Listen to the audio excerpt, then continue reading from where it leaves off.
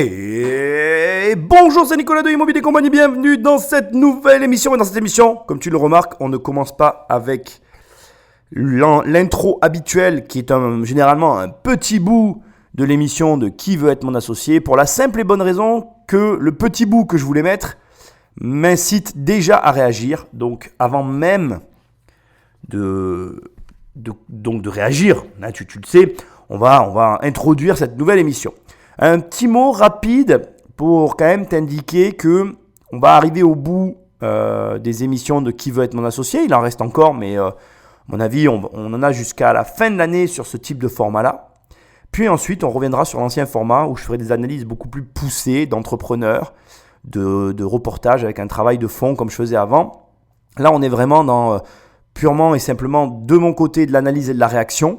Alors, il y a de l'analyse à des moments, de la réaction aussi.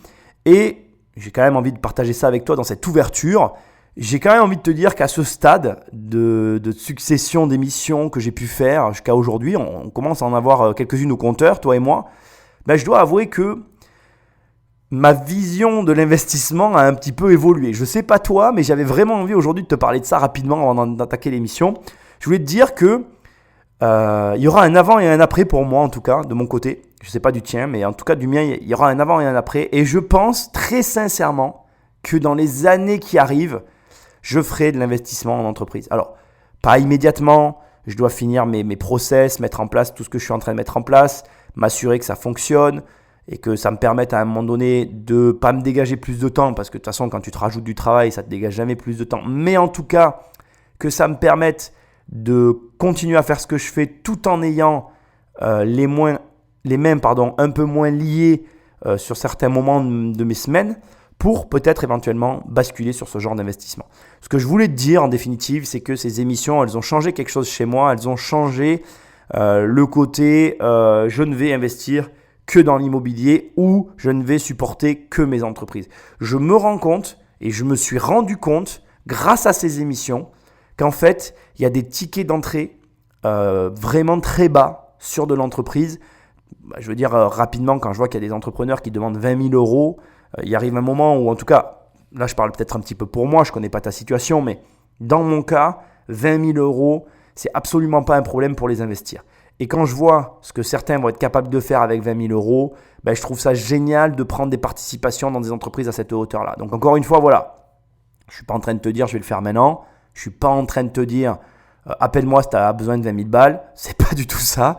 Moi, pour l'instant, je suis très concentré dans mes opérations et j'ai besoin de mes fonds pour monter ce que je suis en train de monter. Maintenant, la réalité derrière tout ça que j'essaye de te dire, j'ai pris conscience grâce à ces émissions que je pouvais investir dans des boîtes et je pense que je vais le faire. Je pense que si de mes 20 à mes 40 ans, j'aurais fait quasiment que de l'immobilier, je pense que le reste de ma carrière, que je vois encore pour pas mal d'années, se fera de façon pluridisciplinaire, dont notamment de l'investissement dans des entreprises. J'ai fait aussi dans ces quasiment 20 années, 17, bon, on ne va pas jouer sur les mots, les 3 années qu'il y a, de toute façon j'étais dans l'immobilier puisque je travaillais en tant que courtier en prêt, agent immobilier, même maçon, bref, tu le trouveras dans mon bouquin, je te ferai l'usage dans un instant, bref. Ces 20 années d'expérience qui ont été très concentrées sur l'immobilier m'ont permis aussi de créer des boîtes, m'ont permis aussi d'avoir une société d'investissement en bourse. Mais aujourd'hui, la quasi-totalité de mes fonds est concentrée sur l'immobilier. Sincèrement, aujourd'hui, si je devais faire la répartition financière, tu serais très surpris de voir que je dépasse aucun de mes revenus, aucun de mes capitaux actuellement ne sont égales à l'immobilier. C'est-à-dire que tout est à moins d'un dixième. C'est-à-dire que je dois avoir 95% de toute mon énergie, de mon argent, de mes sociétés qui sont mon patrimoine immobilier. Et les 5% qui restent, ça représente les activités qu'on a à côté, quoi. En tout cas, aujourd'hui. Maintenant, c'est ça qui va être intéressant. La suite, où il va y avoir une bascule qui va se faire et où on verra comment les choses vont évoluer. Voilà. Alors rapidement, comme d'habitude, parce que là je t'ai fait une intro qui change d'habituellement, je vais te faire un petit point. Donc je te le redis, je pense qu'on en a jusqu'à la fin de l'année et après on attaquera la 4e saison où là on va revenir sur des gros podcasts bien travaillés, bien profonds, du style Patrick Drahi, etc. J'ai plein de bouquins que j'ai téléchargés, j'ai déjà plein d'entrepreneurs à analyser, je suis chaud. Mais là, je peux pas parce qu'entre les programmes et tout ce que j'ai à faire, ça tombe bien, c'est la transition parfaite.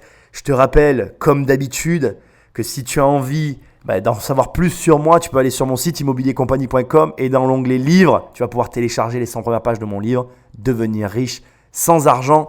Ne t'arrête pas au titre. Je sais que certains sont un peu rebutés par ça. C'est absolument pas le cas. Certes, c'est un titre qui peut paraître putaclic, comme ils disent sur YouTube, mais ce n'est pas du tout le cas. C'est un titre qui a un lien avec l'ouvrage. Et en plus, je ne sais pas parce que c'est mon livre, mais c'est un bon bouquin. Donc, tu as soit les 100 premières pages qui sont offertes, soit si tu vas sur Amazon, la Fnac, tu peux directement acheter le livre et le recevoir chez toi. Toujours sur immobiliercompagnie.com, dans l'onglet formation. Il y a une seule formation. Je veux dire, si tu veux qu'on aille plus loin ensemble, tu ne peux pas te planter, quoi. C'est 1 million. Je t'aide à avoir 1 million d'euros de patrimoine. Et là encore, il y a plein de gens qui me disent « Ouais, c'est un vendeur de rêve et tout. » Non, arrête. 1 million d'euros en immobilier, c'est facile. Une baraque, 2-3 immeubles, c'est terminé. Et franchement, de toi à moi, il n'y a rien de ouf à ce que je viens de dire. Enfin, et pour finir, t'écoutes un podcast. C'est assez difficile à référencer. Ce qui m'aide le plus, si tu apprécies juste ces émissions, c'est de me laisser une note là où tu m'écoutes. Avec un commentaire. D'abord, je lis les commentaires, j'adore ça. Et ensuite, ça me fait super plaisir et ça m'aide à me référencer. Sinon, si c'est vraiment trop compliqué pour toi de me laisser une note et un commentaire, tu prends le téléphone d'un ami et tu l'abonnes sauvagement à cette émission. C'est un petit peu what the fuck comme comportement, mais je t'assure, c'est complètement normal et tout le monde le fait dans cette communauté. Et ça m'aide vraiment. Après, tu choisis quoi. Soit tu me laisses une note, soit tu abonnes quelqu'un sauvagement. Bon, moi j'ai envie de dire, le choix il est vite fait. Hein. Bon, allez. Sans plus de transition, on écoute la toute première partie de l'émission. Je te préviens avant de la lancer, ça va durer quelques minutes, mais j'ai plein de choses à te dire sur le sujet. La prochaine entrepreneuse s'appelle Juliette et vient de Paris. Elle a su transformer une situation de chômage en opportunité en créant sa propre entreprise. Enchanté, Juliette. Bon, cette intro, elle est magistrale pour moi, c'est un truc de fou. Je pense que je vais essayer de me limiter parce que je ne voudrais pas que l'émission dure des heures sur ce sujet-là. D'autant que je ne sais pas ce qu'a fait Juliette, mais de toi à moi, juste ça doit t'inspirer en fait. Ce pays, la France, tu peux avoir tous les avis que tu veux sur le pays, y compris moi-même. J'ai le droit d'avoir tous les avis que je veux sur ce pays. Il présente un avantage non négligeable, ou en tout cas une caractéristique, une spécificité très particulière. Il te permet d'avoir accès au chômage ou au RSA. Alors attention, je vais être très franc avec toi. Ce que je vais dire risque peut-être soit de te déranger, soit tu peux trouver l'idée saugrenue, mais je veux juste que tu y réfléchisses sous l'angle que je te propose. Je veux que tu saches une chose. À l'heure où on vit, à l'heure actuelle, dans ce monde moderne, avec Internet, avec toute la technologie à laquelle on a accès, il y a un phénomène qui revient de plus en plus et qui m'amuse, c'est que le temps passe de plus en plus vite. Les gens ont la sensation que tout va très vite aujourd'hui. On a une sensation de vitesse autour de nous. En tout cas, je ne sais pas si tu la ressens, mais certaines personnes la ressentent. Pour moi, cette sensation de vitesse, elle est due essentiellement à la technologie, à Internet et à ces communications que nous avons générées, auxquelles nous avons accès actuellement, qui nous permettent finalement d'avoir un choix, un panel beaucoup plus grand. Il y a des gens qui me disent « Oui, le monde dans lequel on vit, gna gna gna, c'est compliqué, c'est plus comme avant, c'était mieux avant. » Et en fait, ils ont la sensation qu'il se passe plus de choses. On a accès effectivement à plus de faits divers. Et en fait, ce que j'essaye de te dire, c'est que d'un côté, tu as ces informations qui circulent beaucoup plus facilement parce qu'on a des canaux très rapides. Et en plus, cette viralité, le buzz, ce terme quasiment moderne, récent, que nous connaissons tous, c'est pour moi une façon de dire qu'aujourd'hui, une information qui va générer de l'émotion chez l'être humain, elle va se propager à une allure folle. Et c'est comme ça qu'on se retrouve des fois avec des gens qui propagent n'importe quoi, mais qui arrivent à avoir une notoriété folle parce qu'ils ont dit de la merde. Bon. Donc, d'un côté, tu as cette vitesse d'information, et de l'autre, tu as toutes ces personnes qui peuvent en jouir. Et déjà, la première chose que je veux dire, ça fait une longue introduction, mais je t'avais prévenu. La première chose que je veux te dire, c'est qu'aujourd'hui, bien évidemment, n'importe qui peut proposer n'importe quelle information. Et si tu as l'impression que le monde est pire qu'avant, c'est pas parce qu'il est pire qu'avant, c'est parce que simplement on est mieux informé et que l'information circule plus vite. Déjà, si tu m'écoutes, je veux dire, si on était dans les années 80, moi j'avais un pote qui avait monté une radio entre guillemets pirate. C'était une galère, c'était de la technique, c'était hyper compliqué.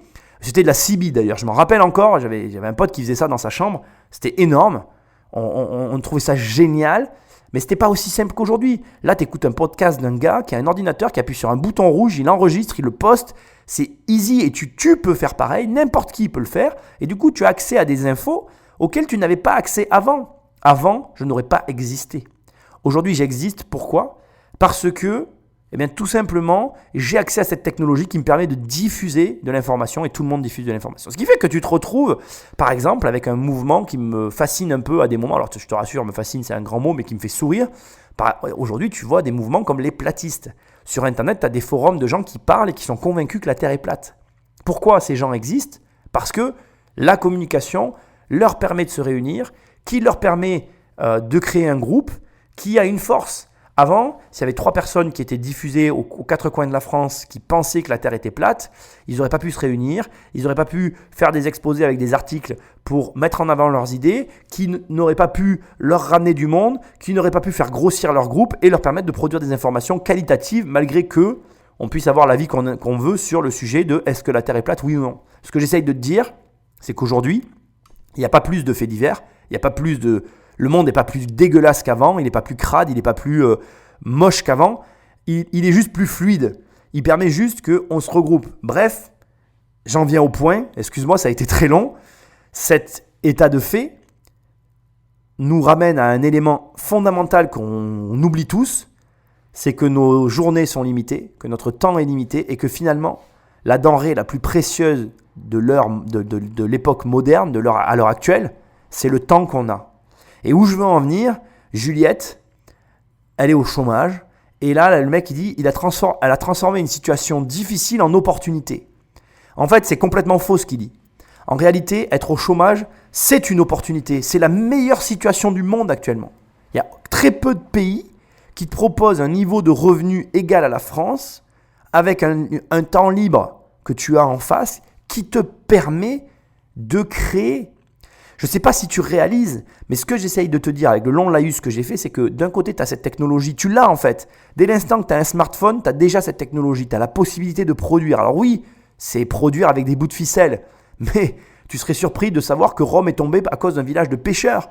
C'est pas la qualité de ce c'est pas la qualité de ce que tu fais qui compte au départ, c'est la qualité du contenu. C'est pas la qualité de la forme, mais c'est la qualité du fond. Si tu as le fond, la forme viendra avec les moyens qui vont se développer. C'est exactement ce que je disais tout à l'heure avec les platistes.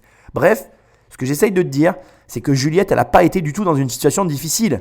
La situation est difficile parce que des gens te disent que la situation est difficile et parce que, de façon unanime, de façon générale, les gens voient d'un mauvais œil d'être au chômage.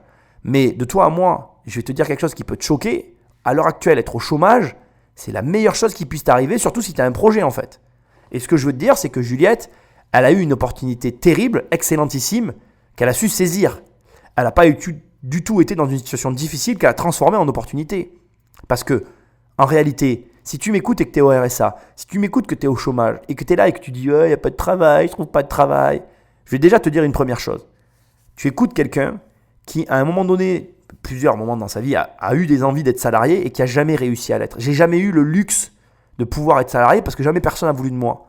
Et en fait, à chaque fois que j'ai eu des moments à moi, je me suis dit, au lieu de perdre ton temps à essayer d'avoir une chose que tu n'obtiendras jamais, fais quelque chose qui te permettra d'amener le même résultat. Il y a pas... En fait, ce qui me tue, c'est que quand ta famille, parce qu'ils t'aiment, ce qui est très gentil à eux d'ailleurs, ils te disent « Oh là là, perds pas ton travail mon fils, nanana, nanana », ils parlent pour eux en fait. Ils parlent pour eux. Et ce qu'ils veulent, c'est quoi ? C'est pas que tu aies un travail, c'est juste que tu aies de l'argent pour payer tes factures. Donc, ce que tu dois leur répondre, c'est ça. Si tu leur dis, écoute, maman ou papa, ou maman et papa, je sais rien, je connais pas ta situation. Et tu leur dis, maman, papa, vous voulez quoi quand vous me dites, perds pas ton travail ? Vous voulez que j'ai un travail ou vous voulez que juste je puisse m'assumer ? Est-ce que le fait que je m'assume n'est pas la chose la plus importante ? Si, à cette question, et ils répondront oui, parce que c'est ce que veulent tes parents, ils veulent juste que tu t'assumes et que tu sois heureux. Si à la question ils répondent oui, tu as dit, bon alors écoute, laisse-moi faire. Je vais juste générer mon propre travail et payer mes factures de la même façon. Après, la façon ou la forme avec laquelle je vais arriver au résultat que tu veux toi pour moi, il est un peu différent de ce que tu as en tête. Mais c'est tout. Si la finalité est la même, Je suis pas en train de te dire que la fin justifie les moyens. Je suis juste en train de te dire que parfois, on veut une chose, on l'appelle d'une certaine façon, mais le nom qu'on colle sur la chose n'est juste pas le bon terme en fait. Et le chômage, ça n'a jamais été une fatalité. C'est la société qui rend ça grave. Mais en fait, le temps étant la denrée la plus rare, si tu as 2 ans de chômage ou que tu es au RSA, tu n'as pas de thune, eh ben c'est parfait, tu as du temps. Tu as la chose la plus précieuse à l'heure actuelle. Alors, arrête de te plaindre. Arrête de voir ça comme une fatalité. Arrête de te dire que c'est une situation difficile. Sors les 2 petites mimines de ta poche et commence à utiliser ce temps à bon escient, à faire quelque chose. Et quelle est la première étape ? Allez, je vais te donner les 3 premières étapes de quand tu es au chômage ou de quand tu es dans une situation comme celle-ci, c'est-à-dire avec un laps de temps qui t'est imparti. Je vais te donner les 3 premières étapes. Première étape, tu fais des recherches. Tu fais des recherches en fait. Tu cherches. Donc tu es en mode, qu'est-ce que je vais bien pouvoir faire ? Et tu fais des recherches. Tu fais des recherches pour trouver des pistes. Pareil, ne fais pas l'erreur de partir sur 10 pistes différentes. Si tu as déjà 3 pistes au final de trucs qui te plaisent plus ou moins, c'est déjà énorme. Tu n'iras pas au bout des 3 en fait. Tu pars sur 3 pistes. Une fois que tu as fait ces 3 pistes, tu fais de la prise de renseignements poussée. Attention, c'est très précis ce que je suis en train de te dire. Recherche, donc succincte, qu'est-ce que je pourrais faire ? Tu cherches à droite à gauche, tu glanes des informations, pas profondes, tu cherches juste des trucs qui te plaisent. Puis, quand tu as 2, 3, 4 domaines grand max, mais pour moi 3 c'est déjà le grand max, mais bref, 3-4 domaines où ça t'intéresse, tu creuses un peu.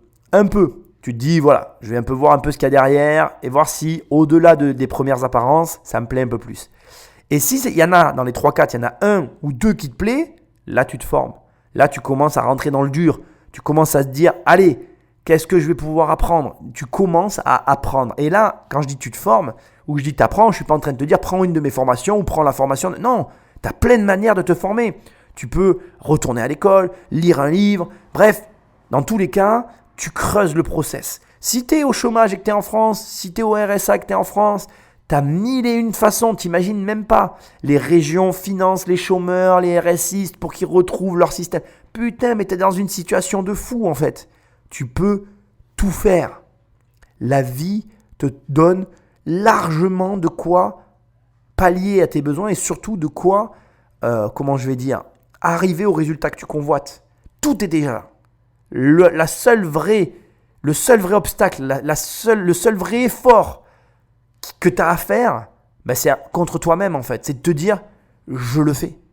Et Juliette, en fait, elle avait juste cette envie de vivre, cette envie de réaliser des choses qui étaient plus fortes que sa situation, c'est tout. Elle n'a jamais été dans une situation difficile. Donc, j'arrête parce qu'il serait temps quand même qu'on rentre dans l'émission. Rappelle-toi, c'est pas parce que tu appelles une chose par un nom que c'est le bon nom qui qualifie cette chose. Quand j'emploie le mot chose, qui est un mot générique, c'est que je fais allusion donc à sa situation soi-disant difficile. Elle n'a jamais été dans une situation difficile. Et ensuite, n'oublie pas, et c'est sûrement ça le point le plus important de cette très longue intro que je viens de faire, le temps est plus précieux que l'argent, que les gens, que ta maison, que tout ce que tu peux imaginer. Le temps que tu as est la chose la plus précieuse. Si tu as des journées entières et que tu es au chômage, mais tu as tout le temps devant toi d'élaborer, de construire, de mentaliser, de visionner, d'apprendre, en tout cas de mettre sur pied le projet qui te tient à cœur pour le reste de ta vie. Donc arrête de te plaindre, arrête de voir les choses sous des angles qui ne sont même pas les tiens, qui sont conditionnés par ton entourage et la société.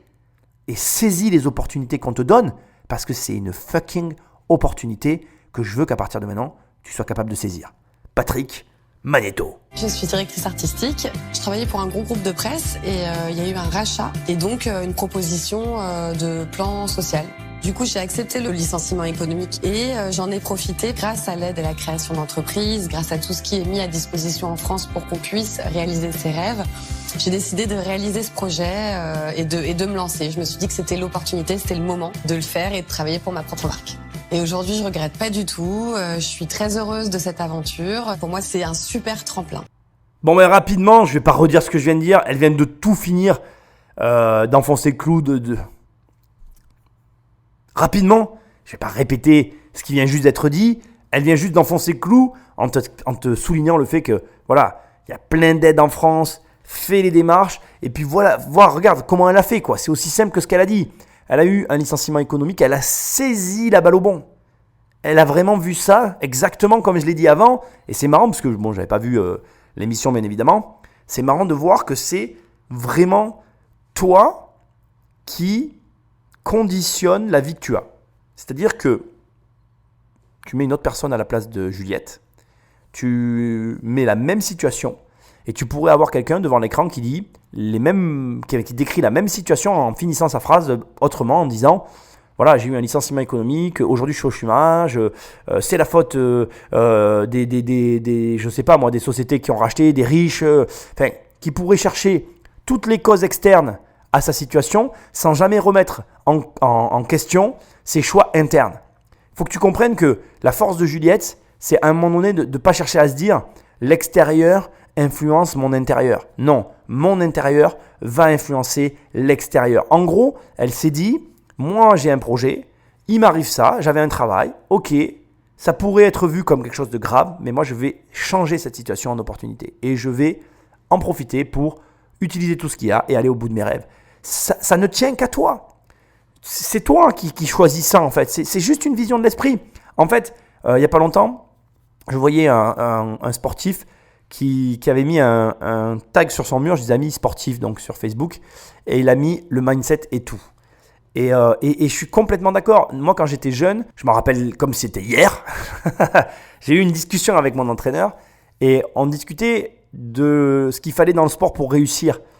On disait que, en gros, il y avait 3 caractéristiques essentielles. C'était la technique, la force et l'état d'esprit. Et en discutant, on est arrivé à une conclusion qui était intéressante, je trouve. C'est qu'on se disait que la technique, ça se travaille. La force, eh bien, en fait, finalement, ça se travaille aussi. Et après, l'état d'esprit, pour nous, en tout cas, quand on avait ces discussions-là avec mon entraîneur, on avait tendance à se dire que l'état d'esprit prévaut sur le reste. C'est-à-dire que si tu as l'état d'esprit, le reste suivra. Et d'ailleurs, tu m'entends souvent dire cette phrase. Je suis quelqu'un qui croit que dès l'instant que tu as le bon état d'esprit, tout peut t'arriver. Tout peut t'arriver dans le bon sens du terme. Et c'est qu'un choix en fait. Tu peux voir le verre à moitié vide ou le verre à moitié plein. Les deux visions sont justes, mais les deux visions n'entraînent pas les mêmes conséquences. Et c'est ça que je veux souligner vis-à-vis de Juliette, c'est qu'elle a choisi, et ça tu peux pas lui enlever, c'est énorme et il faut vraiment que tu repartes de cette émission avec ça. On va dire que l'émission est presque terminée en fait. Si tu repars avec ça, tu as gagné, cette émission t'a servi à quelque chose. Il faut arrêter de voir le verre à moitié plein. Il faut essayer le plus possible de voir en permanence le verre à moitié vide. Parce que si tu vois le verre à moitié vide, tu trouveras l'énergie nécessaire pour finir de le remplir. Alors que si tu le vois à moitié plein, dans certaines situations, tu peux baisser les bras, alors qu'en réalité, c'est pas perdu quoi. Et que si tu te relèves et que tu te bagarres juste un petit peu plus, tu as le résultat que tu convoites. Allez, on va voir un peu ce que fait Juliette, parce que en fait, son mindset me plaît tellement que c'est compliqué pour moi d'aller plus loin dans cette émission. Et à un moment donné, il faut quand même voir ce qu'elle fait. Ça fait 2 ans que je travaille totalement seule. Les bons côtés, c'est que au niveau prise de décision, c'est quand même assez rapide. On se fait un petit brainstorming entre moi et ça va. Le mauvais côté, c'est que je dois allier la vie de famille, je dois être sur tous les fronts, tout le temps. Qui est la plus grande, bébé? C'est elle. Les journées, elles commencent très très tôt en tant que maman, mais elles commencent très tôt en tant qu'entrepreneur aussi. Donc du coup, pour avoir un petit moment à se caser ensemble, c'est tôt le matin. En gros, toutes les journées, c'est lui de 6h à 9h. À 9h, je le pose et je cours jusqu'à 17h30, l'heure où je retourne le chercher à la crèche. Donc c'est très intense. Bon, et là, elle finit de t'enfoncer le clou en t'annonçant qu'elle est maman, entrepreneur. Moi, je suis admiratif, franchement. Je vais pas te dire le contraire. Je suis admiratif parce que quand tu es une femme et les femmes n'ont pas la même position que nous vis-à-vis de tout ça, et comme elle le dit, elle doit être là pour son enfant en fait. Elle doit. S'il y a des femmes qui m'écoutent, elles vont encore dire non, c'est pas, elles doivent, tu vois, mais les enfants ont une attirance naturelle vers leur mère en fait. Donc il y a un besoin, moi j'essaye d'être présent pour ma fille, mais à des moments ma fille elle veut sa mère et il n'y a rien qui peut changer sa mère quoi. Je sais qu'elle m'aime, je remets pas ça en cause, mais pour l'instant sa mère c'est Dieu quoi. Et moi, je suis juste un apôtre, quoi, ou un représentant de Dieu sur terre, quoi, tu vois. Je suis son annexe, mais je suis pas primordial dans l'histoire entre elle et sa mère, quoi. Et c'est pareil pour tous les enfants. Maman est le premier nom de Dieu dans la bouche de tous les enfants. C'est vraiment ça, quoi. Ça, c'est une phrase pour moi qui a toujours résonné et qui veut dire vraiment, enfin, qui représente la réalité. Et ce que j'essaie de te dire, c'est que là, mais vraiment, c'est une émission sur le mindset. C'est un truc de ouf parce que là, tu te dis, cette petite nénette, et c'est pas péjoratif, au contraire, je dis ça dans le sens, c'est un bout de femme qui à la fois crée une boîte, à la fois est maman, donc elle a un mari, donc bon, voilà, je fais mes propres déductions parce que je le sais pas, mais je fais le truc, c'est impressionnant. Je minimise volontairement en disant petite nénette pour dire qu'en réalité c'est une grande femme, quoi. Tu vois, c'est peut-être un jeu de mots maladroit de ma part, mais voilà, c'est ce que j'essaye de sous-entendre. Et c'est impressionnant parce que créer une boîte, ça demande un engagement de ouf. Ça nous bouffe. On a des fois envie de ne faire que ça, au point de peut-être, sans s'en rendre compte, détruire sa famille, alors que dans notre esprit, on a l'impression de le faire pour sa famille. Tu vois, c'est une espèce de paradoxe. Parce que dans notre tête, on se dit, bah, si j'arriverai à faire ça avec eux. Et en fait, le temps passe et on ne s'en rend pas compte. Et ça se construit comme ça dans nos têtes. Et là, tu as une nana hyper bien organisée. Tu le vois, quoi. Elle te donne ses horaires et tout. Elle t'explique que, ben voilà, elle a des laps de temps. Et il faut qu'elle fasse tout dans ce laps de temps. Et donc, elle fait en sorte que. Et pour moi, je trouve que ça forge le respect. Il peut y avoir que du respect face à ça. Et en tout cas, je souhaite qu'elle y arrive. Encore une fois, je ne sais toujours pas ce qu'elle va faire. Mais ce que je sais, c'est que si tu m'écoutes et que tu as un projet et que tu es célibataire, et peu importe, une fois que j'ai dit ça, que tu es célibataire et que tu as un travail ou pas de travail, peu importe ta situation, quand tu as entendu ça, il n'y a qu'un truc que j'ai à te dire. C'est que si tu n'as pas mené ton projet, tu n'as rien compris à la vie, quoi. Et tu n'as aucune raison de ne pas le faire. Parce que, crois-moi, la vie, elle évolue. Plus elle évolue, plus tes situations changent et elles te permettent de faire plus ou moins de choses. Et moi, il y a des choses que je faisais avant que je ne peux plus faire aujourd'hui. Il y a des choses que je fais aujourd'hui que je ne pouvais pas faire avant et vice-versa. Et au final, il n'y a aucune bonne ou mauvaise situation. Mais, franchement, comme je l'ai dit tout à l'heure, si tu es au chômage, sans enfant, mais écoute-moi bien, tu n'as aucune excuse. Aucune.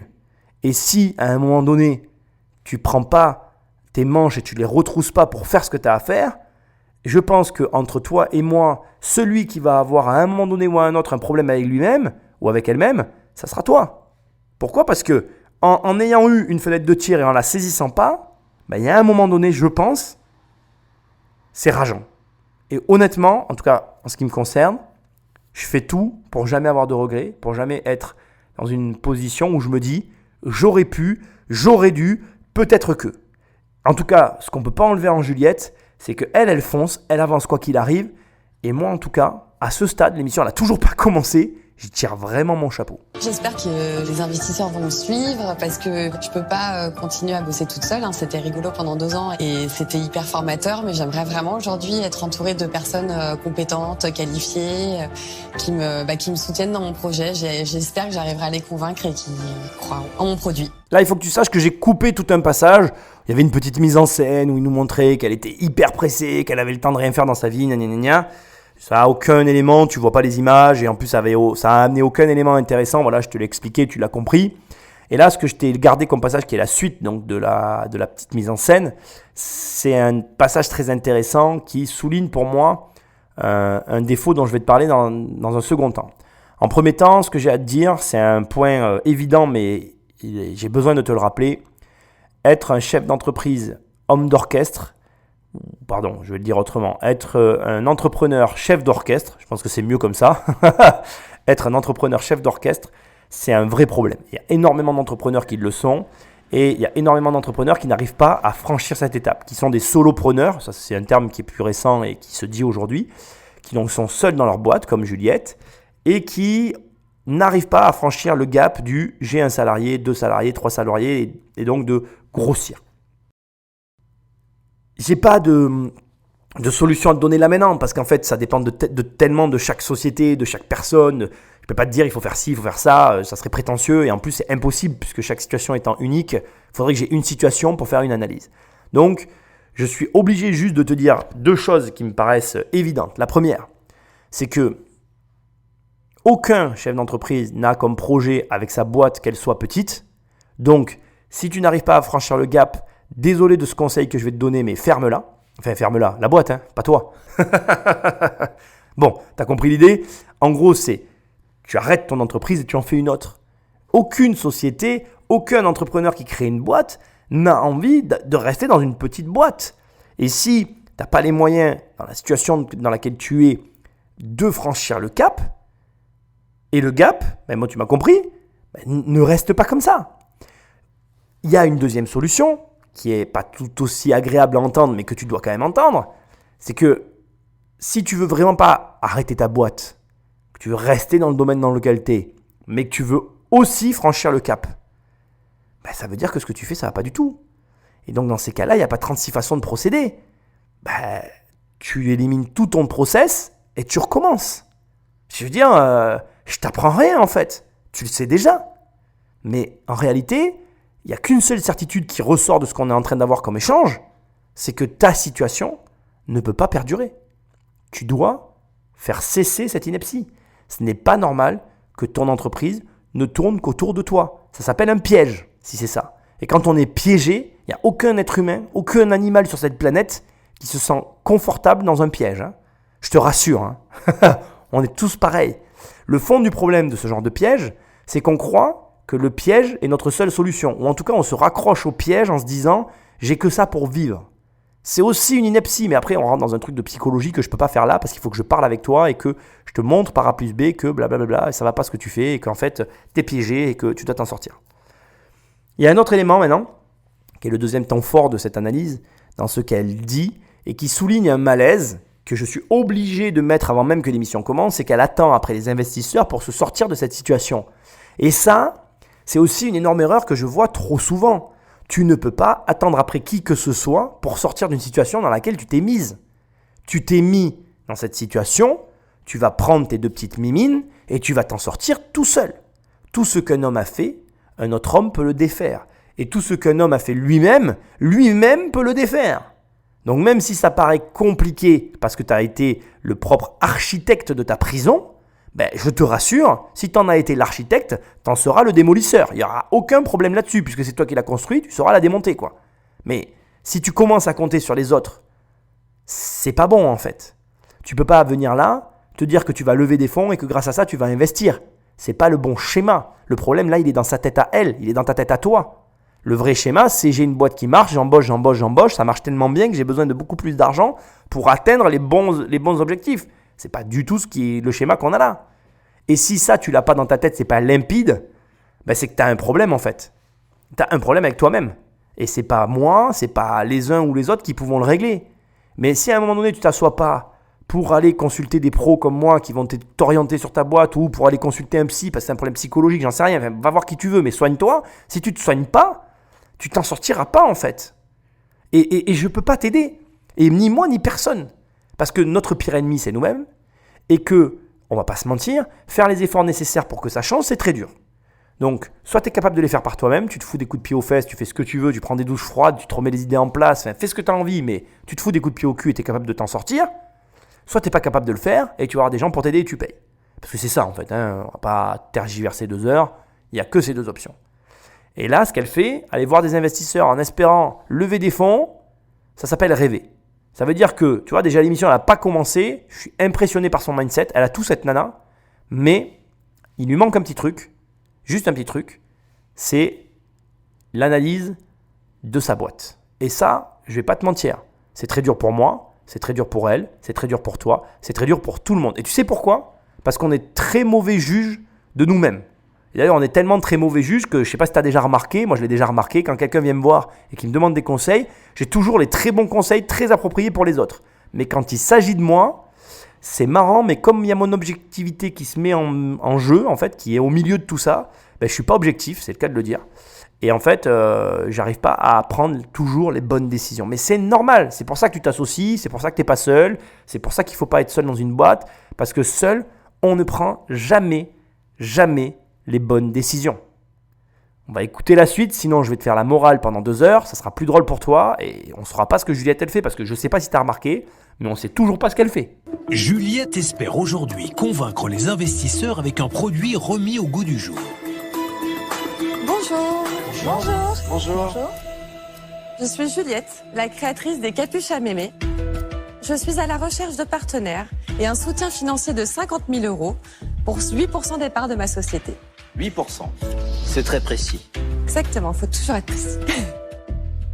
Ce nom, un peu surprenant, est un hommage à ma grand-mère, celle qui m'a donné l'idée de rééditer cet accessoire fort pratique, la capuche de pluie de poche.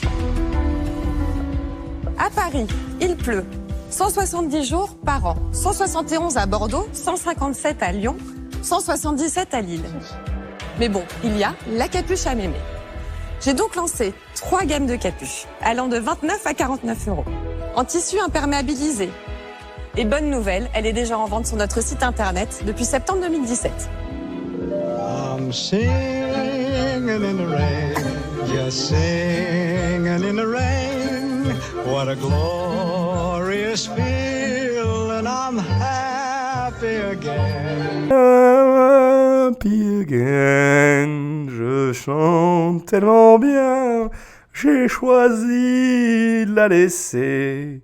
Je trouve qu'elle est parfaite avec son produit pour la tête. Bon, on va arrêter les chansons, hein. C'est pas ma voix que t'es venu écouter, hein. Je chante mal. Les capuches à mémé. Et je ne sais pas trop que dire. D'abord, le prêt-à-porter, c'est pas mon délire parce que j'ai horreur des effets de mode. Et le problème du prêt-à-porter, c'est que c'est dépendant de la mode. Et le mécanisme, pour moi, il est très simple à comprendre. Tu produis donc quelque chose pour diverses raisons. Alors, je m'apprête à dire une chose avec laquelle tout le monde ne va pas être d'accord, mais pour diverses raisons, dont certaines non maîtrisables, d'un coup, ton produit devient à la mode, tu en vends énormément. Et quelle est la manière, étant donné qu'une partie des raisons qui ont fait que ton produit a réussi ne sont pas maîtrisables, de quelle façon tu vas pouvoir réitérer l'opération puisque tout n'est pas reproductible. This is my question. Voilà pourquoi, dès que ça parle de mode, en tout cas en ce qui me concerne, j'ai pas ce qu'il faut. De mon point de vue, seuls des gens dans la mode peuvent financer, aider à développer et comprendre la mode. Je pense que c'est vraiment quelque chose qui doit être porté par des gens qui sont de ce milieu-là, comme moi avec un immeuble, tu vois, tu vas me donner un bâtiment ou un appartement, je vais en faire des trucs, tu te diras, putain, j'aurais jamais pensé à faire ça, mais c'est mon métier en fait, c'est devenu mon métier, mon cœur de métier, ma capacité. La même façon qu'un créateur, tu vas lui montrer les capuches à mémé, il va te dire, c'est exceptionnel, si tu fais juste ça, ça, ça et ça, on va vendre des millions. Ou il va te dire, bah non, en fait, ça peut pas marcher pour diverses raisons. J'ai pas d'expertise là-dessus, mais tu comprends ce que je veux dire. Mais tu as des gens qui ont cette capacité à amener sur ce genre de produit leur savoir-faire. Savoir-faire que je n'ai pas. Donc, de facto, j'adore Juliette, tu vois, elle a l'état d'esprit que j'aime, elle a tout ce qu'il faut. En plus, je peux pas dire, je suis presque plus neutre dans cette histoire. Elle finit en disant, ouais, j'ai appelé ça les capuches à mémé en rapport à ma grand-mère. Je t'ai coupé un passage juste avant parce que ça n'avait pas de lien trop intéressant avec l'émission où elle expliquait que sa grand-mère comptait beaucoup pour elle. Moi, je suis quelqu'un de très famille, donc c'est une personne humainement qui me touche énormément et je suis épaté, admiratif de tout ce qu'elle a entrepris et fait toute seule. Elle se débrouille super bien. Mais elle est sur un type de produit qui me touche absolument pas. À ce stade, en ce qui me concerne, tu me sors des fringues, tu m'as perdu, quoi. Tu n'auras pas mes sous, j'ai rien à t'apporter, rien. En plus, elle a dit que son site internet vendait déjà les capuches. À la limite, si tu pouvais trouver une utilité chez moi, c'était de dire je peux t'aider sur le site. Mais bon, là, on est vraiment sur un produit que je ne maîtrise pas. Donc voilà. Au demeurant, j'ai quand même des goûts vestimentaires. J'aime quand même certains trucs. Il y a des produits, je veux quand même souligner ça. C'est intéressant. Malgré que je n'ai aucune compétence, la question qui serait intéressante à poser à un mec comme toi qui m'écoute ou à une nana comme toi qui m'écoute, dans un domaine dans lequel tu n'aimes pas, c'est quelles sont les pièces de ce domaine dans lesquelles tu serais prêt à investir. Si tu me posais là la question, si tu me disais Nicolas, ok, t'aimes pas la mode, mais dans quel type de fringues, si je te présentais des sociétés de fringues, dans quel type de fringues tu serais prêt à investir ou tu serais prêt à aller? Alors je vais te répondre, ça va peut-être te faire rire, surtout si tu as lu mon livre. Dans la fringue, on va dire, les produits sur lesquels je serais prêt à aller, c'est les chaussures, les casquettes, voilà, chaussures, casquettes et les t-shirts. Pourquoi ? Parce que dans les t-shirts, j'ai des goûts très particuliers, de type de t-shirt que je ne trouve nulle part. Du coup, quand tu ne trouves pas d'un produit et que tu es entrepreneur, tu te dis, bah tiens, j'aurais tendance à avoir envie de le faire. Voilà. Et pour les casquettes, c'est pareil. Enfin, tu vois, voilà. Sur les postes où j'ai des goûts particuliers que j'arrive pas à retrouver, ben là, je serais prêt à aller. Là, les capuches à mémé, je suis pas une fille, je mets jamais de capuche. Quand il pleut, aux grandes dames de tout mon entourage, j'ai pas de parapluie, je sors sous l'eau, ça me gêne pas. Ma mère a eu la bonne idée de bien me finir, je suis à peu près étanche sur tous les coins de mon corps. Donc la pluie ne me dérange pas outre mesure. Bon, bien évidemment, quand il pleut des trombes, je me mets à l'abri, surtout quand j'ai besoin de marcher un moment sous l'eau, bon ben là je me mets à l'abri. Mais sinon, de façon générale, je mets pas de parapluie. En plus, tu as vu la carte, elle en parle. Le sud-est, elle en parle pas trop parce qu'il pleut pas vraiment chez nous, voire quasiment jamais. Donc on est sur un produit qui vraiment n'est pas le produit qui m'intéresse le plus, quoi, tu vois. Écoute, on va voir un peu l'évolution du truc. En ce qui me concerne, au-delà de l'état d'esprit que peut avoir Juliette, que je salue encore, malheureusement, elle est sur un truc qui ne m'évoque pas grand-chose. On va voir, c'est parti. D'accord, c'est des tailles uniques. Taille unique. Bon, ça n'empêche pas qu'on ait trempe quand même alors. C'est pas un parapluie quand même. Hein. C'est-à-dire que c'est une solution d'appoint. L'idée, c'est que le parapluie, on l'a pas toujours sur soi. La capuche à mémé, étant donné qu'elle est toute petite, vous pouvez l'avoir toujours dans votre sac à main. Et ça existait en plastique transparent, c'est ma grand-mère. Je me souviens. Mais oui. Alors la Oui, capuche ça y est. qui m'a fait me lancer dans l'aventure, c'est celle de ma grand-mère, Eh accompagnée oui. de sa petite lime et de son petit, oui, c'est petit vrai. peigne à C'est l'époque. hyper touchant, je Ah oui, trouve. j'avais oublié. Ah, c'est vrai. C'est comme un bonnet de douche, en fait. Hein. C'est ça. Ça c'est donnait ça. à peu près ça. Mais pour la rue, Mais quoi. pour la rue, pour dehors. Donc, Donc tout le monde a oublié que ça existait en fait, tout le monde a oublié que ça existait. et vous avez remis ça au goût du jour. Juliette est vraiment très forte. Franchement, elle m'épate. Alors c'est sûr que voilà, encore une fois, je vais pas encenser son produit parce que tu as compris qu'il ne me touchait pas, mais franchement, en termes de mindset, cette émission, c'est la Bible, quoi. Écoute, elle vient de souligner un point hyper intéressant dont tu peux t'inspirer. Au début de l'émission, je t'ai fait tout un laïus relativement long sur le fait que tu aies du temps, etc. Mais si tu as du temps et pas d'idées, mais en plus l'émission te montre carrément un process. C'est mirifique, exceptionnel, que dis-je. En fait, quand tu n'as vraiment pas d'idée, et comme je le vois très souvent, et que tu veux juste faire de l'argent, parce que qu'est-ce que je peux entendre cette phrase ? Moi, Nicolas, je veux faire de l'argent. Ouais, c'est super, mais il faut que tu fasses un truc que tu aimes. Ouais, je m'en fous, je veux faire de l'argent. Ok, tu t'en fous vraiment, tu veux faire de l'argent ? Ben, fais ce qu'a fait Juliette. Tu prends un concept oublié, tu le remets au goût du jour. C'est aussi simple que ça. Je vais te prouver que ça marche. Les chansons. Tout à l'heure, tu m'as entendu chanter tellement bien Singing in the Rain. J'aurais qu'à le chanter en français sur le même air et je ferai un tabac. J'en suis certain. Avec ma voix un peu suave, rocailleuse. Mais c'est ça en fait. Ce que j'essaye de te dire, c'est que combien de fois dans tous les 10 ans, tu réentends des musiques juste remixées, chantées différemment, et le mec il fait un tube. Ne te prends pas la tête. Prends des choses qui existaient et refais-les simplement exister à nouveau aujourd'hui. La capuche à mémé, elle existait, elle l'a juste fait réexister. Aussi simple que ça. Et comme tu as entendu, Marc, celui qui a les restaurants, pose une question très pertinente. Et alors, ok, c'est une taille unique ? Oui, taille unique.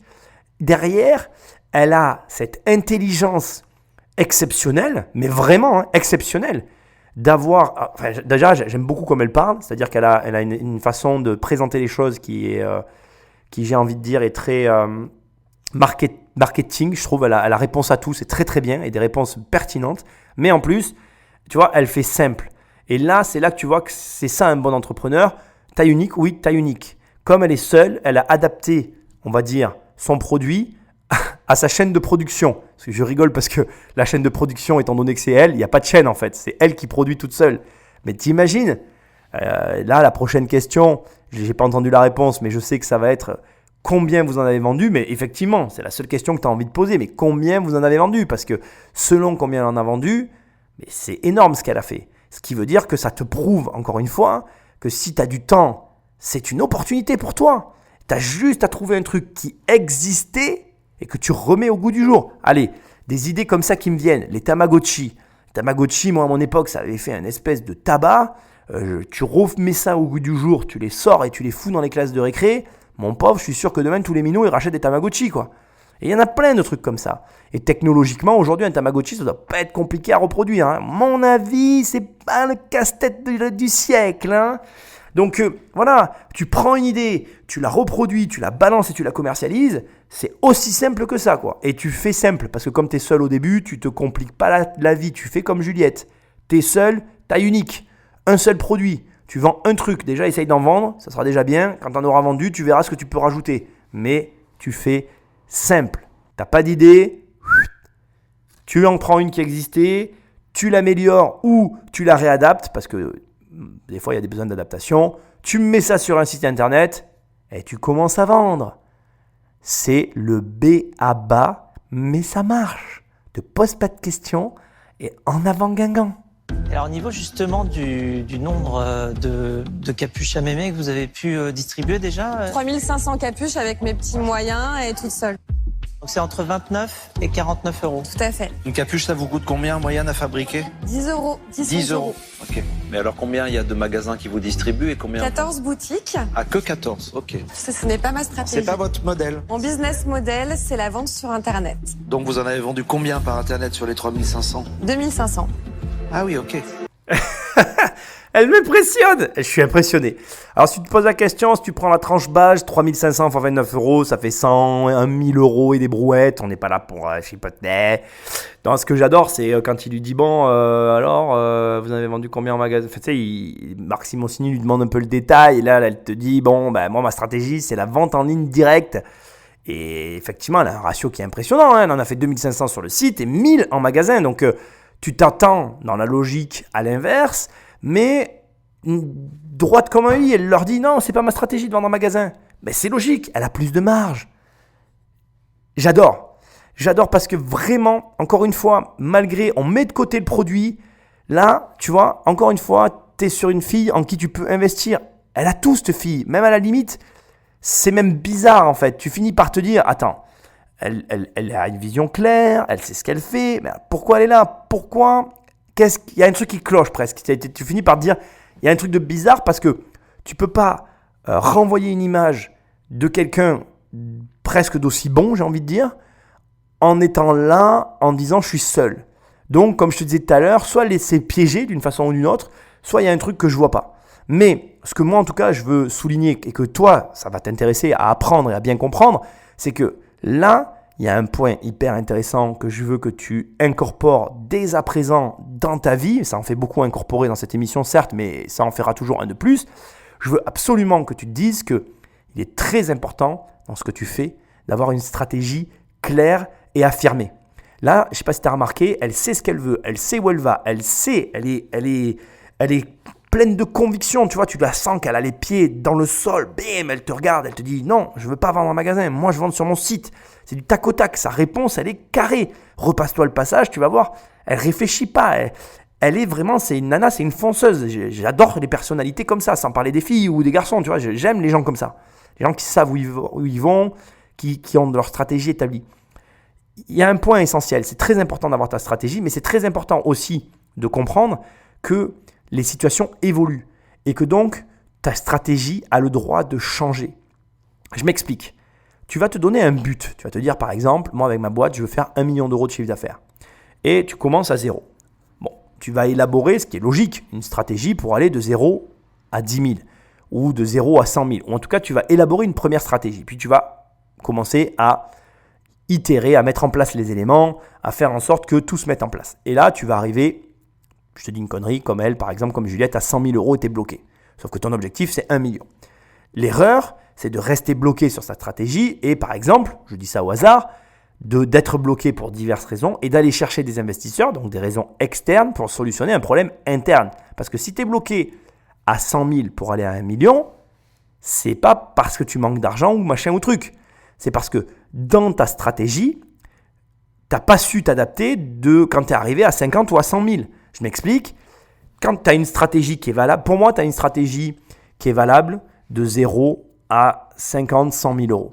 Quand tu arrives à 100 000 euros de chiffre d'affaires, tu dois changer ta stratégie pour atteindre le même but. C'est-à-dire que tu as toujours 1 million d'euros de chiffre d'affaires, mais en interne, il y a forcément des changements qui s'opèrent quand tu arrives à 100 000 euros. Déjà, tu dois embaucher, tu dois avoir des gens avec toi. Si tu es seul ou seul pour Juliette, c'est que c'est ton choix. Et si c'est ton choix, c'est donc forcément ta faute.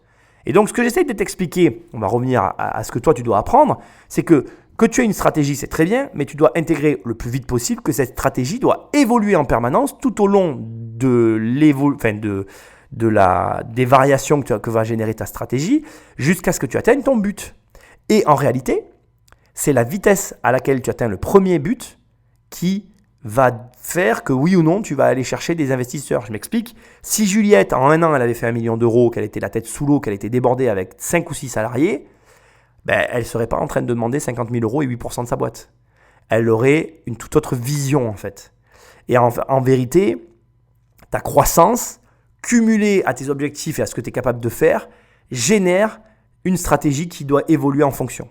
Et pas l'inverse. Tu ne dois pas avoir une stratégie que tu tiens quoi qu'il arrive pour, au final, aller chercher des solutions externes pour arriver à un objectif. Tu y réfléchis, on écoute la suite. Quand vous vendez en magasin, vous gagnez combien par capuche en moyenne? 30% de marge brute. 30% en magasin. Contre 60 sur Internet. La moyenne, vous finissez à combien donc entre les boutiques, les 2500 que vous avez vendus sur site? Je suis à peu près sur 21 mois à 110 kg €. Mais c'est énorme. Je trouve que c'est très encourageant. Surtout sur Internet. Vous en avez vendu combien à l'étranger? Parce que comme vous vendez sur Internet, j'imagine que vous pouvez vendre. Mais non, je manque de mains et de monde pour développer. J'ai pas commencé à chercher. Donc 0. En fait, pour tout vous dire, la stratégie digitale, c'est pas trop mon truc. Ça, faut pas le dire, ça. Faut pas le dire, ça. Non, mais si, parce que c'est pour vous encourager à m'aider. Parce que j'ai vraiment besoin de vous. Vous n'avez pas fait beaucoup d'Internet, mais quand on tape capuche, vous sortez juste après Amazon. C'est quand même pas mal. Waouh. Vous avez des influenceuses très sérieuses qui ont relayé votre capuche, parce que je vois une personne avec 423 000 abonnés qui a adoré votre produit. D'ailleurs, ça se voit dans ses chiffres, puisqu'elle fait 60% en digital. C'est que ça marche, quand même. J'ai beaucoup de chance parce qu'en fait, je croise des gens, je discute et je communique mon envie d'être c'est pas de la toute chance, avec. ça, c'est du talent. Faut jamais se sous-estimer, hein. La chance, vous la créez, hein. C'est une émission mindset, c'est définitif, on est en plein dedans. Quand Juliette te dit j'ai de la chance, comme lui répond Catherine, la dame en rouge, t'as pas de la chance, tu la crées. Elle a ce truc en fait. Elle a ce truc que j'essaye de te dire depuis le début, tu sens que... Voilà, alors après là, elle a fait une erreur pour moi, une erreur assez grave, je suis d'accord, tu vas pas dire que tu sais pas. Alors, j'aime pas dire ça parce que il faut pas hésiter à dire qu'on sait pas, c'est un paradoxe.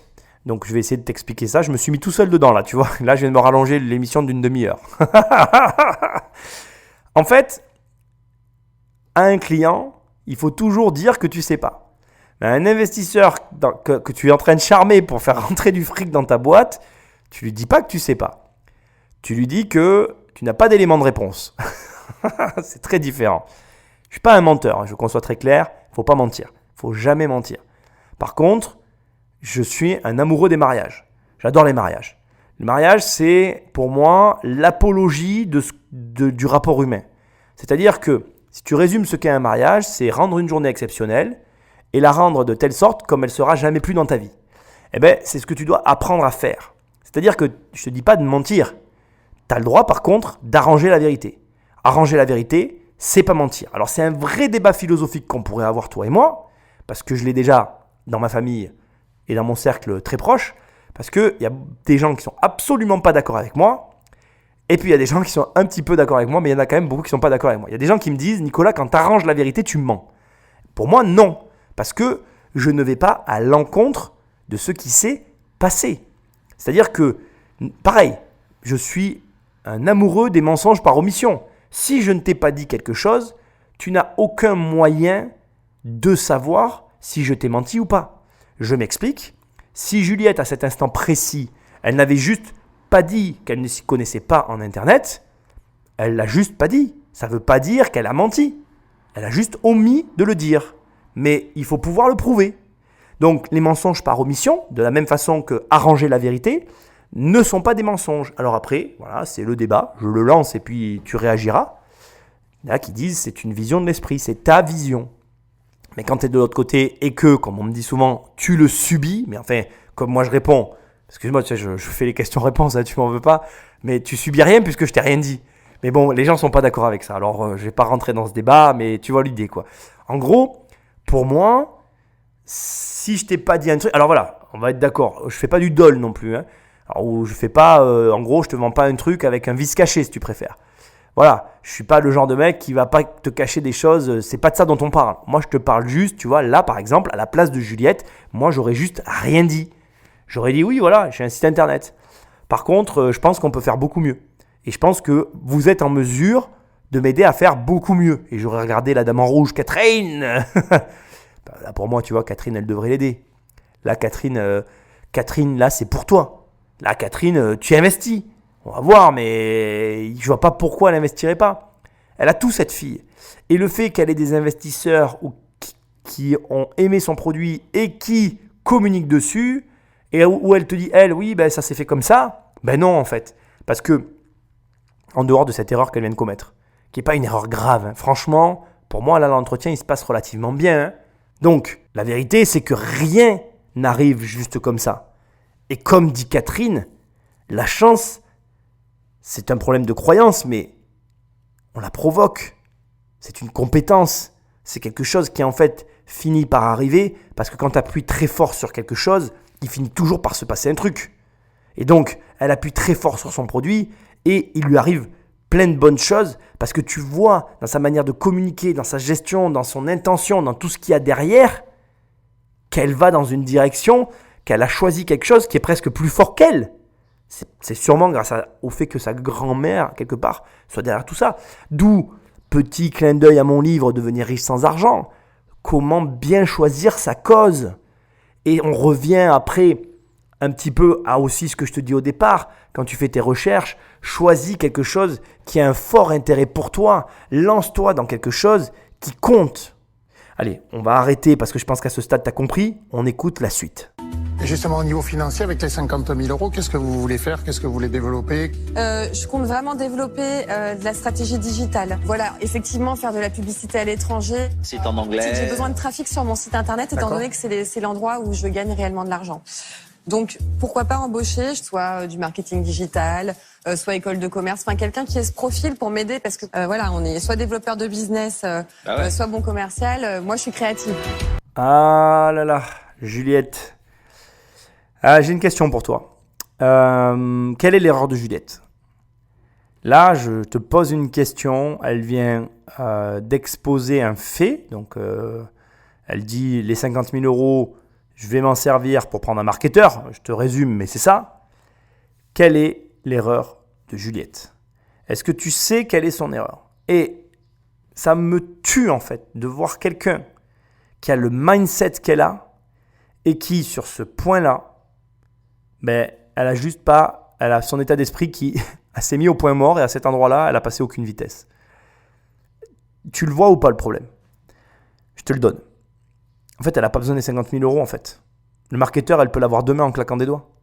En fait, il y a tout un tas de marketeurs, de jeunes loups qui ont les dents qui raclent par terre, qui sont prêts en échange de 30% du chiffre d'affaires en plus généré grâce au marketeur, de travailler avec elle.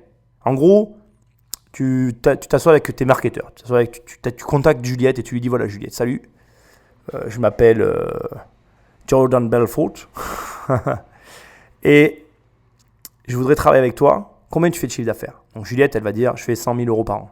On va prendre un compte rond, ce sera plus facile.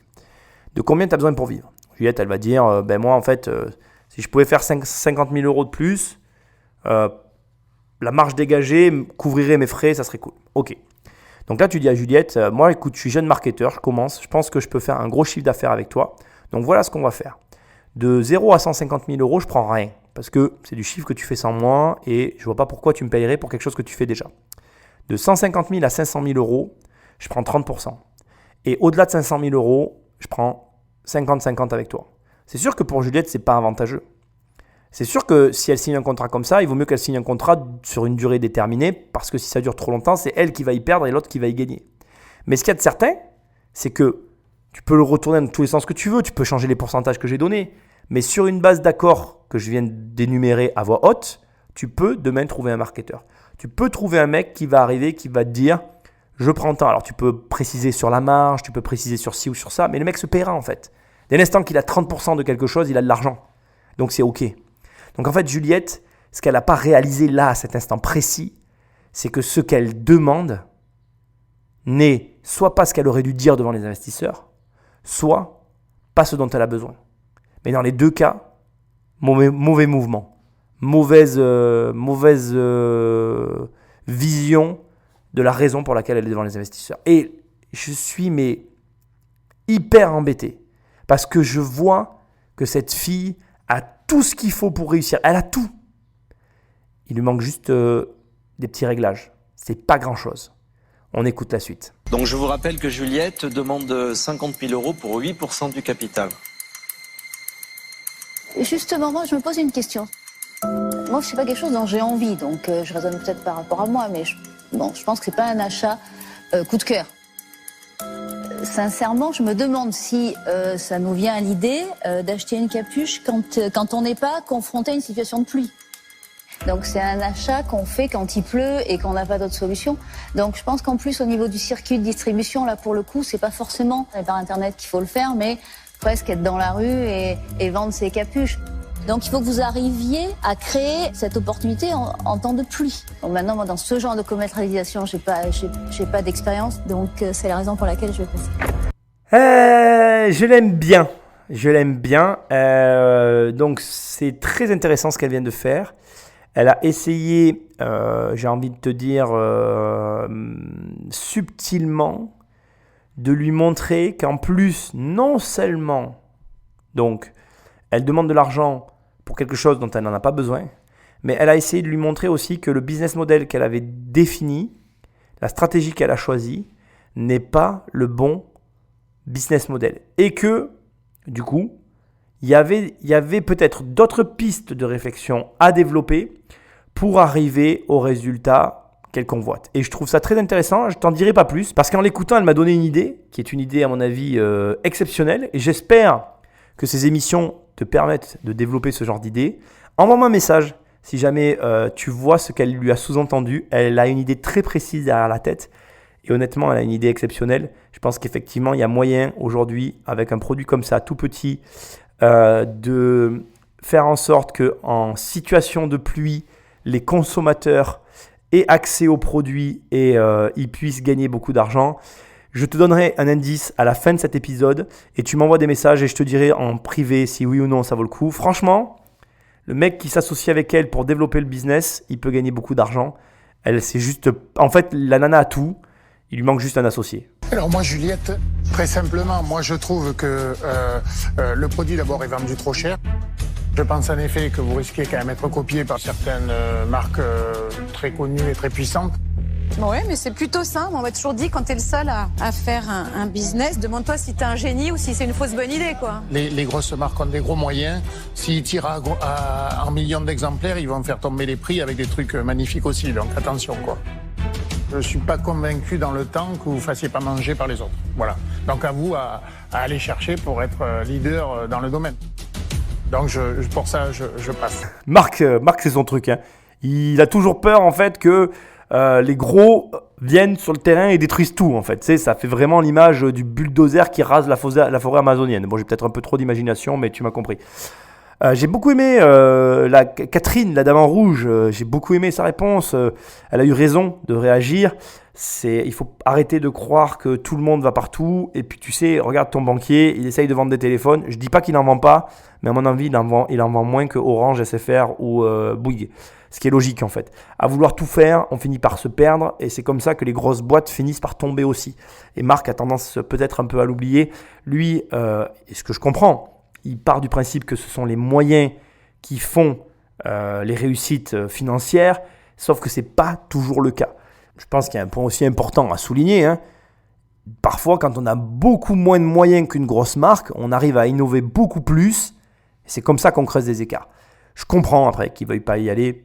Peut-être qu'il y a d'autres raisons qu'il n'a pas énumérées. En tout cas, toujours est-il qu'elle n'a pas le financement. Il n'en reste plus que 3. On va voir si Catherine rentre dans le game. Moi, je crois toujours, quand il y a du web, je crois toujours que Catherine va rentrer. Je pense que vous avez besoin de beaucoup de compétences Internet. Vous vendez essentiellement sur Internet. Donc ça, je pourrais le faire.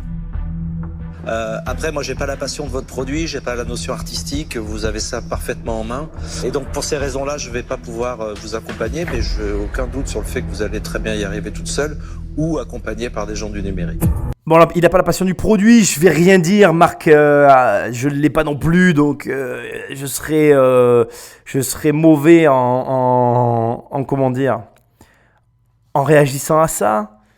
Après, là, je vais quand même souligner quelque chose d'intéressant. Là, pour moi, le game est terminé. Je vais t'expliquer pourquoi. Parce qu'en réalité, en matière d'investissement, un mec comme Marc Simoncini, s'il n'investit pas, ça n'incite pas les autres à investir. C'est débile, hein, mais c'est intéressant. Je ne sais pas si tu as remarqué, on a fait beaucoup d'émissions. Et très souvent, j'ai presque en mémoire, je peux me tromper parce que j'ai une bonne mémoire, mais j'ai presque la sensation qu'à ce jour, avec toutes les émissions qu'on a analysées, j'ai la sensation que Marc, il a toujours parlé dans les derniers. C'est une des premières fois où il parle dans les premiers. Là, il est le 3e à parler. Il n'en reste plus que 2. Je vais faire un pronostic. Je ne connais pas la fin, mais je suis quasi certain qu'elle n'aura pas le financement. Pourquoi ? Parce que il y a... Alors, c'est intéressant parce que là, ça touche directement notre activité à nous, à toi et à moi, qui sommes investisseurs. Il y a un effet d'influence par investisseurs et il y a un effet d'influence des gros investisseurs. Moi, je connais des très gros investisseurs dans ma région. Si demain, j'apprenais qu'ils vendaient tout leur immobilier et qu'ils se retiraient, je me poserais des questions. Et je dois le reconnaître. Cet effet d'influence, il est positif et négatif en fonction de la situation, bien évidemment, et positif et négatif aussi en fonction de ce qui est en face. Je pense très sincèrement que Juliette mérite d'avoir un associé. Je suis convaincu que s'il y a un associé qui voit ce qu'a voulu lui sous-entendre la dame de Montélimar, eh bien, je suis certain qu'ils font des miracles. Mais le problème, c'est que quand tu as un mec comme Simoncini qui se retire avant la fin du tour de table, enfin de ceux qui ont parlé autour de la table, eh bien, de façon induite, j'ai la sensation que personne ne va lever son portefeuille pour lui donner de l'argent. Et c'est dommage. Et je pense que Marc aurait pu attendre la fin. Alors peut-être que ça n'aurait rien changé. Peut-être que ce que je suis en train de dire, c'est une déformation de ma part, et je pourrais l'entendre. Mais je reste convaincu qu'en matière d'investissement, l'influence générale joue pour les sommes qui sont sorties, pour les sommes qui sont investies, même pour la base de l'investissement. Quand les gros investisseurs se retirent, les petits suivent. J'en veux pour preuve, la classe moyenne n'achète que finalement ce qu'achètent les riches. Et ce sont les riches qui donnent le là. Ce sont eux qui donnent le tempo. Et la classe moyenne suit. Et là, on est vraiment, sur la brochette. Je suis désolé, on n'est pas là pour faire un concours de qui a la plus grosse, mais de tous ceux qui ont le plus de moyens, Marc Simoncini est aujourd'hui l'un des plus gros investisseurs français. Il fait partie des plus gros investisseurs français. Donc quand lui ne rentre pas, c'est compliqué pour que d'autres rentrent. Vous êtes allé chercher un nom franchement osé. Parce que la capuche à mémé, même quand on le lit à l'anglo-saxonne, on ne comprend pas le mot mémé déjà. On va dire même éventuellement, mais ça va être un peu compliqué. Le nom capuche, vous pouvez le moderniser. Je sais pas, je pensais sur Capucho ou je sais pas. Moi, je suis pas d'accord avec Frédéric. Je trouve votre marque, elle est formidable. Pour une expansion internationale, c'est bien d'avoir un mot qui passe à l'international. Et mémé, il se trouve que... Ouais, mais la mode, c'est français, c'est la French touch. The capuche à mémé, ça peut passer, ça peut le faire. C'est marrant parce qu'en tout cas, ce nom, il laisse pas indifférent et c'était bien le but. Non, mais je suis d'accord, mais le nom Blablacar, et c'est aussi pour ça qu'on l'a choisi, il laisse personne indifférent non plus, mais il laisse personne indifférent partout. Non, il est très fort. Si vous pouvez m'aider, du coup, Je veux bien, avec grand plaisir. Réfléchir sur la marque, c'est ma passion. Au-delà de ça, vous avez un concurrent sérieux qui s'appelle le parapluie. Et en plus, le parapluie, il va plus loin que juste la tête. Donc c'est vrai que, moi, j'aime bien les parapluies. Donc voilà, pour ces raisons-là, je vais pas vous suivre. Ce que j'aime, c'est ça. C'est que tu vois, regarde, Catherine a réagi à Marc. Je sais plus, le mec de Blablacar se fait réagir par Marc Simoncini. Tu vois que, honnêtement, je suis certain que personne va la financer. Et ça m'énerve. Et en même temps, cette fille, elle a tout pour réussir. Ça se joue à un doigt, à un orteil. Ça m'énerve. Et en même temps, chacun a ses raisons.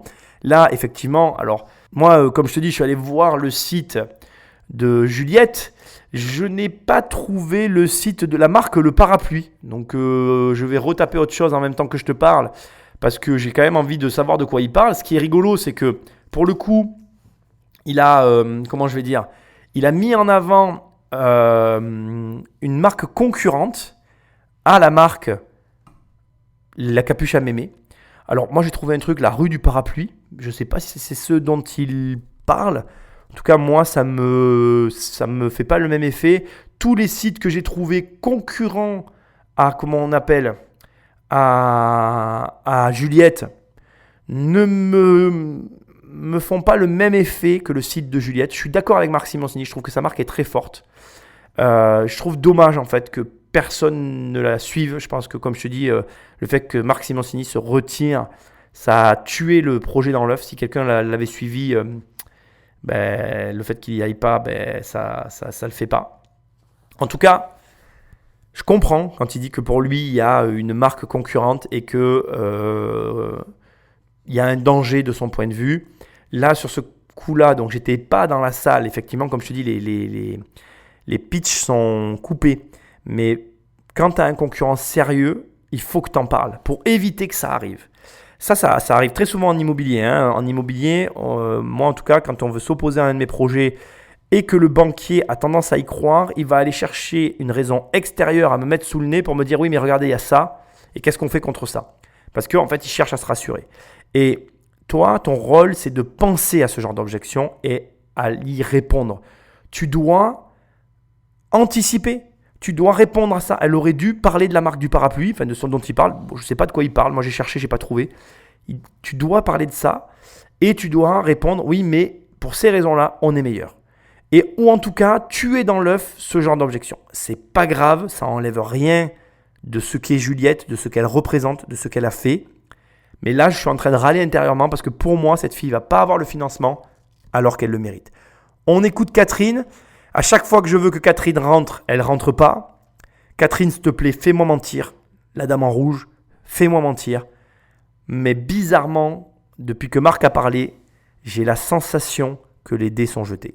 C'est les gens qui font les boîtes, et vous donnez envie, vous savez raconter une histoire. Après, c'est faire venir des clients nouveaux et puis fidéliser les clients anciens. Pour faire venir des clients nouveaux, vous avez besoin d'Internet. Et ça, c'est pas votre truc, enfin, pas vraiment. Donc, moi, je vois tout ce que vous savez bien faire et toute l'ampleur de tout ce que vous savez pas faire. Je trouve qu'il y a trop d'expertise qui vous manque aujourd'hui. Donc, vous devez passer aussi. Merci beaucoup. Merci beaucoup. Merci. À bientôt. Au revoir, Juliette. À bientôt. Et merci pour les cadeaux. On a Avec beaucoup de chance. plaisir. Et bon vent, j'ai envie de dire. Il y a une déception parce que si j'avais plus d'argent, j'irais plus vite, et j'irais plus lentement et c'est pas grave. Mais et puis surtout, maintenant que je me suis entraînée avec les meilleurs, je vais aller voir d'autres investisseurs et ça m'a juste mis le pied à l'étrier pour faire plein de choses en fait. Eh oui, Catherine, elle a le don pour sortir des arguments que je comprends pas en fait. C'est vraiment la femme en rouge dans toute sa splendeur, incompréhensible et inaccessible, tu sais. Vous n'avez pas assez de compétences, mais quoi ? C'est justement pour ça que tu es là. Elle te demande à toi parce que tu as les compétences et elle les a pas. Tu veux quoi en fait ? Quelqu'un qui sait faire mais qui n'a pas besoin de toi ? Incompréhensible. C'est sûr que si j'étais dans sa tête, elle aurait investi 1000 fois plus. Alors après, voilà.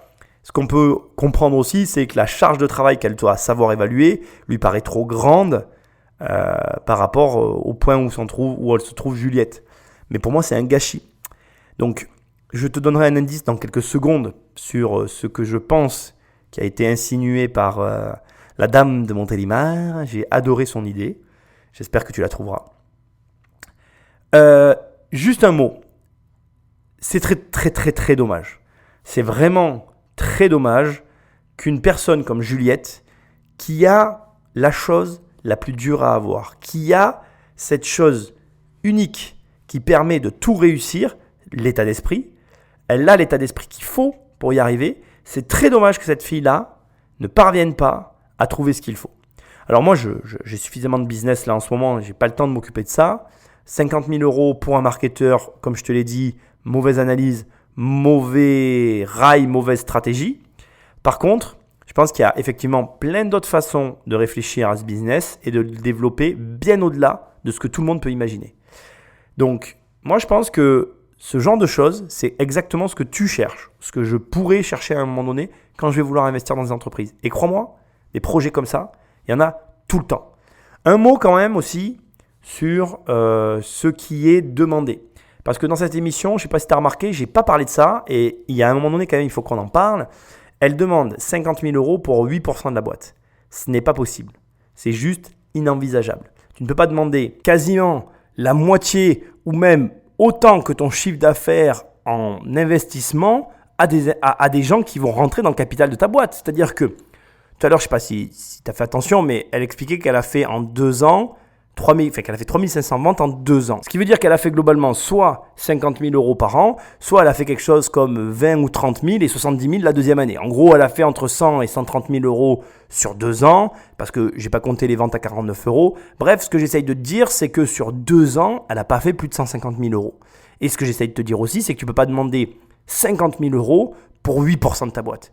Donc forcément, la personne qui va rentrer va rediscuter les points au niveau de ce qu'il y a à mettre dans la boîte et les parts qui vont être prises en échange de l'argent qui sera donné.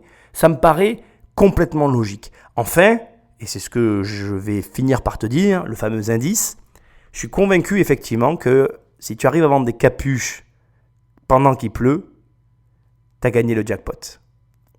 Et je pense que la meilleure idée qui a été induite n'a pas été relevée par personne. C'est une grave erreur.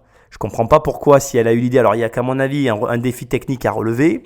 Donc, je vais finir simplement en te donnant un indice.